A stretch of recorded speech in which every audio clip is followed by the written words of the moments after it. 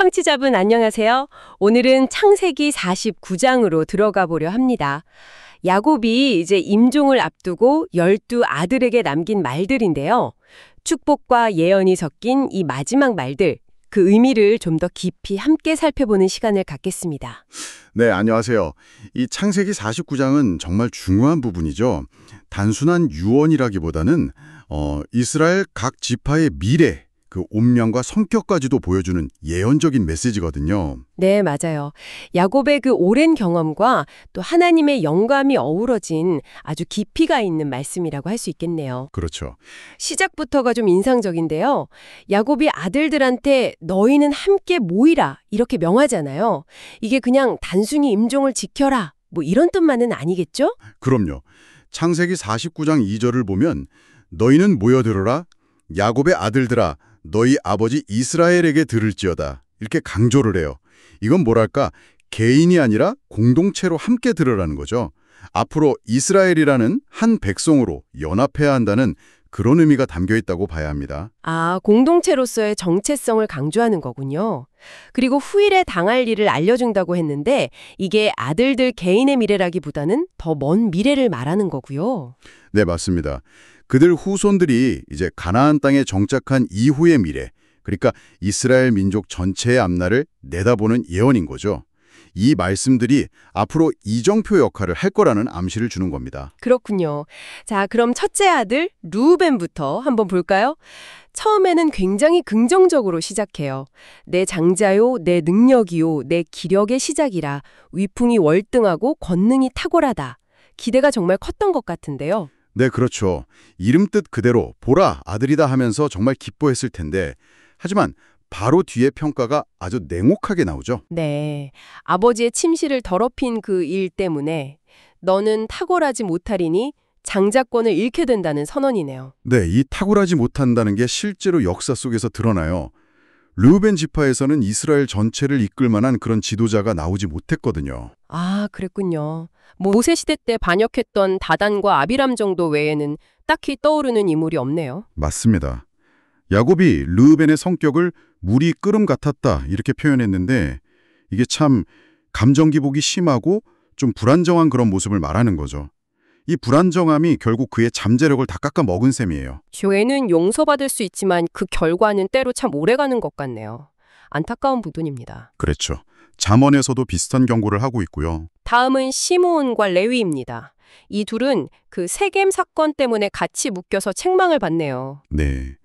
야곱이 그들의 칼을 폭력의 도구라고 아주 강하게 규정하면서 그 분노와 잔인함을 비판하죠. 근데 여기서 흥미로운 건 야곱이 내 호나 그들의 모의에 상관하지 말지어다 이렇게 선을 딱 긋는 부분이에요. 아들들이 한 일이지만 나는 동의하지 않는다 뭐 이런 뜻이군요. 네. 혹시라도 자기가 배후에 있는 것처럼 오해받을까 봐 그랬을 수도 있고요. 아무튼 아들들의 그 잔인한 계획과는 자신을 분리시키는 거죠. 그 결과로 주어진 예언이 내가 그들을 야곱 중에서 나누며 이스라엘 중에서 흩으리로다. 인데 실제로 그렇게 됐나요? 네, 그렇게 됩니다. 시므온 지파는 나중에 유다 지파에 거의 흡수되면서 독립적인 세력을 잃고 흩어지게 되고요. 레위 지파도 땅을 기업으로 받지 못하고 이스라엘 전역에 흩어져 살게 되죠. 아, 레위 지파는 근데 나중에 제사장 직분을 맡게 되지 않나요? 맞아요. 그 흩어짐이 나중에는 하나님을 섬기는 특별한 역할로 바뀌긴 합니다만 시작은 분명히 저주로서의 흩어짐이었어요. 죄악된 연합이 결국에는 분리와 흩어짐을 가져온다는 걸 보여주는 거죠. 분위기를 좀 바꿔서 유다에게는 아주 영광스러운 예언이 주어집니다. 유다야, 너는 네 형제의 찬송이 될지라. 내 아버지의 아들들이 내 앞에 절하리로다. 아, 르우벤이 잃어버린 그 리더십이 유다에게로 넘어가는 거군요. 정확합니다. 당자권의 여러 요소 중에서도 핵심인 통치권이 유다에게 주어지는 거죠. 비유도 아주 강력해요. 사자새끼라고 하잖아요. 네, 힘만 센 게 아니라 승리하고 나서 평화롭게 쉬는 그런 위험 있는 모습까지 포함하는 거죠. 그렇죠. 단순히 포악한 맹수가 아니라 왕다운 위엄을 나타내는 비유입니다. 여기서 가장 중요한 예언은 역시 창세기 49장 10절인 것 같아요.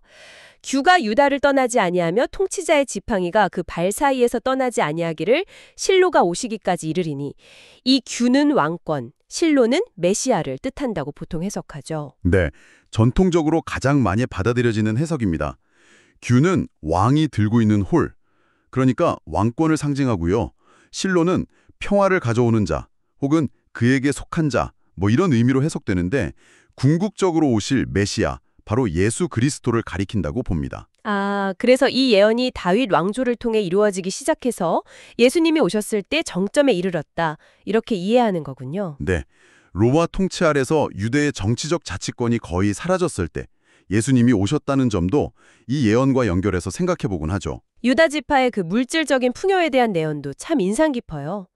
포도주에 옷을 빨 정도라니 이게 어느 정도의 번영인가요? 그렇죠. 뭐 포도나무에 나귀를 메고 포도주에 옷을 빨고 눈은 포도주로 붉고 이는 우유로 희다. 이런 표현들은 정말 엄청난 풍요와 번영을 상징하는 거거든요. 유다 지파가 차지할 땅이 그만큼 비옥할 거라는 예언이기도 하고 또 영적으로는 메시아를 통해 주어질 그 풍성한 은혜와 기쁨을 예표한다고도 볼 수 있습니다. 네. 요한계시록에서도 예수님을 유다 지파의 사자라고 부르잖아요. 연결되는 부분이 많네요. 맞습니다. 자, 다음은 스불론인데요. 해변에 거주하리니 그곳은 뱀에는 해변이라는 예언인데 다른 아들들에 비해선 좀 간략한 편이네요. 네, 간략하긴 하지만 아주 정확한 예언이죠. 실제로 나중에 가나안 땅을 분배받을 때 스불론 지파는 지중해와 갈릴리 호수 사이에 위치해서 해상 무역에 유리한 지역을 얻게 됩니다. 아, 정말 예언대로 이루어졌군요. 네, 하나님의 섭리가 정말 한 개인, 한 지파의 미래 거처까지도 이렇게 세밀하게 계획하고 인도하신다는 걸 보여주는 사례죠. 우리에게 주어진 환경에 잘 적응하고 또 그 기회를 지혜롭게 활용하는 것이 중요하다는 생각도 하게 되고요. 이사갈은 건장한 나귀에 비유되네요. 나귀, 이건 어떤 특징을 말하는 걸까요? 나귀에면 보통 힘이 세고 좀 인내심이 강한 이미지가 있잖아요. 이사갈 지파가 그런 특성, 그러니까 근면하고 강인하면서 특히 농업에 종사하며 좀 안정적인 삶을 추구할 거라는 걸 암시합니다. 아, 그래서 쉼을 좁게 여기며 토지를 아름답게 여겨 기꺼이 짐을 메고 수고한다 이렇게 표현했군요. 네, 농경 생활의 그 안정과 풍요를 위해서라면 기꺼이 수고를 감당하는 모습이죠. 여기서 우리가 얻을 수 있는 교훈도 있을까요? 뭐랄까, 이사갈처럼 눈앞의 그 안정과 풍요를 위해서 기꺼이 수고를 감내하는 모습이 우리가 장차 누리게 될 그 영원한 안식, 하나님 나라의 기쁨을 바라보면서 현재의 어려움이나 수고를 인내하는 그런 믿음의 자세와도 연결해 볼 수 있지 않을까 싶습니다. 그렇군요. 자, 이제 단지파 차례입니다. 여종의 아들이지만 다른 형제들과 동등하게 그의 백성을 심판하리로다 이런 예언을 받네요. 그런데 비유가 좀 섬뜩해요. 길섭의 뱀, 독사. 그렇죠. 뱀이나 독사하면 보통 지혜로움, 민첩함, 그리고 좀 기습 공격 같은 이미지가 있잖아요. 단지파가 정면 대결보다는 그런 책략이나 기습에 능할 거라는 걸 보여주는 것 같아요. 아, 삼손이 단지파 출신이었죠? 생각해보니 삼손이 블레셋 사람들을 상대할 때 보면 정면으로 싸우기보다는 좀 기습적인 방법들을 많이 썼던 것 같아요. 네, 맞아요. 삼손의 활약상이 이 예언과 상당히 일치하는 면이 있죠. 근데 여기서 야곱이 갑자기 여호와여 나는 주의 구원을 기다리나이다 이렇게 외치는 부분이 참 인상적인데요. 왜 여기서 이런 고백이 나왔을까요?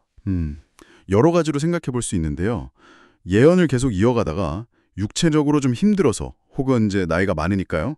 그 고단함 속에서 터져나온 아주 솔직한 신앙 고백일 수도 있고요. 아, 또는 단지파의 미래나 아니면 이스라엘 전체의 운명을 이렇게 쭉 내다보면서 결국 인간의 힘으로는 안 되고 오직 하나님의 구원만이 소망이다.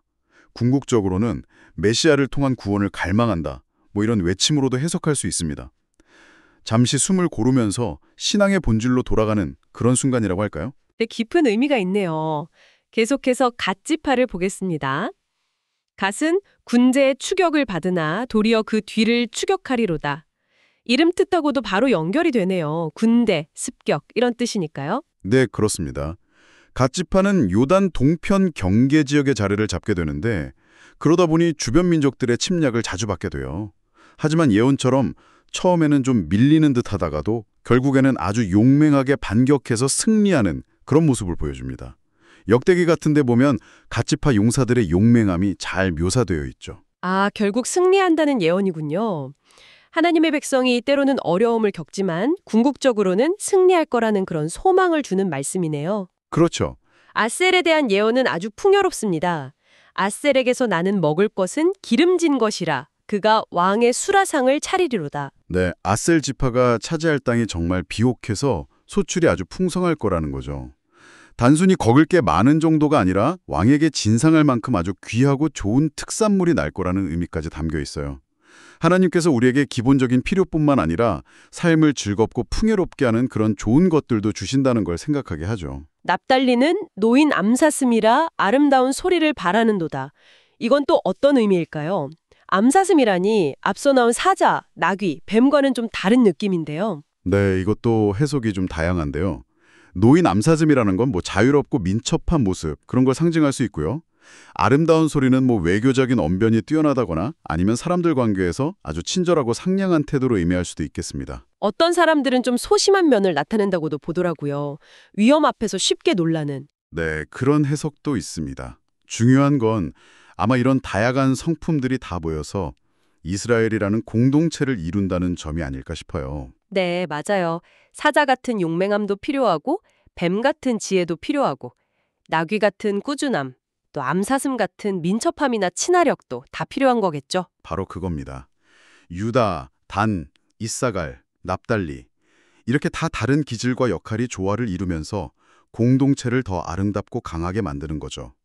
서로의 다름을 인정하고 존중하는 게 얼마나 중요한지 보여주는 대목입니다. 이제 드디어 야곱이 가장 사랑했던 아들, 요셉 차례네요. 예언도 다른 아들들하고 비교하면 훨씬 길고 아주 풍성해요.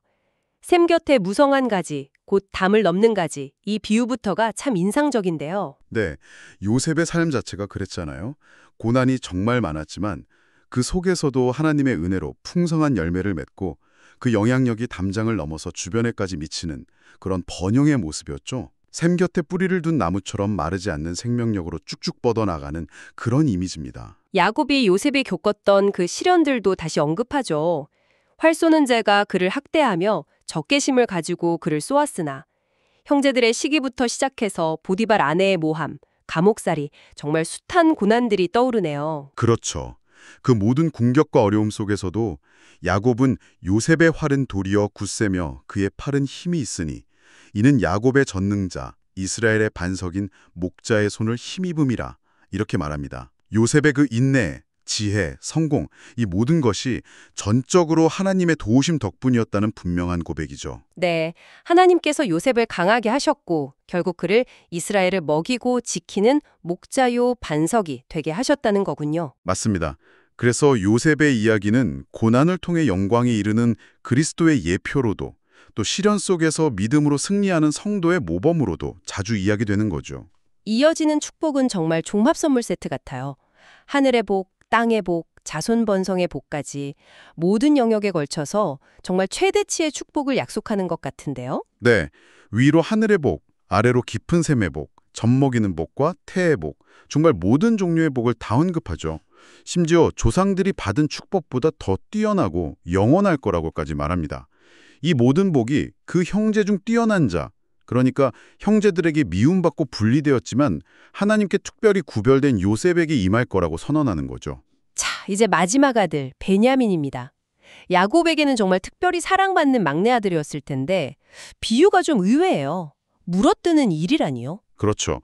사랑하는 막내에게 일이라는 어떻게 보면 좀 거칠게 느껴질 수 있는 비유를 쓴 것은 야곱이 지금 개인적인 감정으로 말하는 게 아니라 하나님의 영감을 따라서 예언하고 있다는 걸 보여주는 부분이기도 합니다.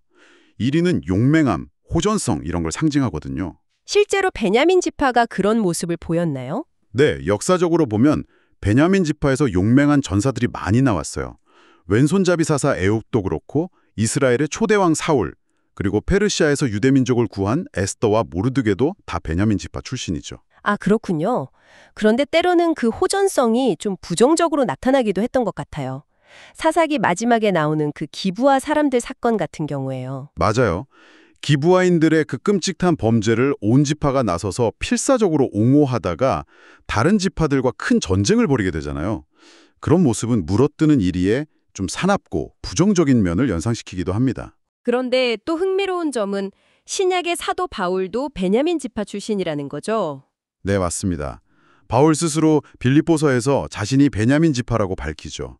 어떻게 보면 회심 전에는 교회를 박해하는 물어뜯는 일이 같았다고 할 수 있는데 회심 후에는 복음이라는 귀한 것을 빼앗아서 성도들에게 나눠주는 그런 역할로 변화되었다고 볼 수도 있겠네요. 하나님께서는 참 다양한 기질의 사람들을 들어서 당신의 역사를 이루어 가시는 것 같습니다. 이렇게 12아들에 대한 예언이 모두 끝나고 야곱이 마지막 당부를 남깁니다. 네, 여기서 또 중요한 점은 야곱이 책망을 했던 아들들까지 포함해서 12아들 모두에게 각 사람의 분량대로 축복했다고 기록되어 있다는 사실이에요. 아, 책망을 받았어도 결국엔 다 축복을 받은 거군요. 네, 비록 어떤 아들들은 과거의 잘못 때문에 책망과 경고를 받았지만 그들 역시 하나님의 언약 백성 안에 있다는 그 사실 자체가 축복이라는 걸 암시하는 거죠. 그리고 나서는 자신이 죽으면 반드시 가나안 땅, 그 막벨라 굴에 묻어달라고 아주 구체적으로 지시하잖아요. 왜 그렇게까지 했을까요? 이게 바로 야곱의 깊은 믿음을 보여주는 대목입니다. 나는 내 조상들에게로 돌아가리니 이 말은 단순히 죽는다는 의미를 넘어서 자신의 영혼이 믿음의 조상인 아브라함, 이삭과 함께 안식할 거라는 소망을 담고 있는 거예요. 아, 육신의 죽음 너머를 바라본 거군요. 그렇죠. 그리고 자신의 육신이 묻힐 곳으로 그 가나안 땅, 즉 하나님께서 약속하신 땅을 고집함으로써 그 약속에 대한 자신의 확고한 믿음을 아들들에게도 보여주고 또 심어주고 싶었던 겁니다. 그 오랜 세월 애굽의 부귀 영화 속에서 살았지만 그의 마음의 중심은 늘 약속의 땅을 향해 있었던 거죠. 마침내 야곱은 모든 말을 마치고 조용히 숨을 거둡니다. 그 발을 침상에 모으고 숨을 거두니 그의 백성에게로 돌아갔더라. 참 평안해 보이는 마지막 모습이에요. 네, 정말 파란만장한 인생을 살았지만 그 마지막 순간에는 믿음 안에서 평안하게 죽음을 맞이하고 약속된 안식초로 돌아가는 성도의 아름다운 모습을 보여줍니다. 오늘 야곱의 이 마지막 말들을 통해서 정말 많은 것을 생각하게 되는 것 같습니다. 한 사람의 행동이 후대에 어떤 영향을 미치는지, 또 하나님의 예언은 어떻게 성취되는지, 공동체 안에는 얼마나 다양한 역할과 기질이 필요한지, 그리고 무엇보다 죽음 앞에서도 흔들리지 않는 그 믿음과 소망에 대해서 말이죠. 마지막으로 청취자분들께 이런 질문을 한번 던져보고 싶습니다. 야곱은 수십 년 동안 애굽이라는 땅에서 살면서 큰 성공을 거뒀잖아요. 그런데도 그의 궁극적인 시선은 늘 가나안, 그 약속의 땅을 향해 있었어요. 그래서 죽어서 묻힐 곳까지 그렇게 구체적으로 지시했던 거고요. 그렇다면 오늘 우리는 어떤가요? 우리가 궁극적으로 돌아갈 약속의 땅, 하늘 곤양에 대한 그 소망이 지금 여기 이 땅에서의 삶의 우선순위와 선택에 과연 어떤 영향을 주고 있는지 한번 돌아보면 좋겠습니다. 야곱의 이야기가 우리의 시선을 잠시 영원으로 향하게 하는 그런 계기가 되기를 바랍니다. 네, 오늘 이 깊이 있는 이야기에 함께 해주셔서 감사합니다, 청취자분.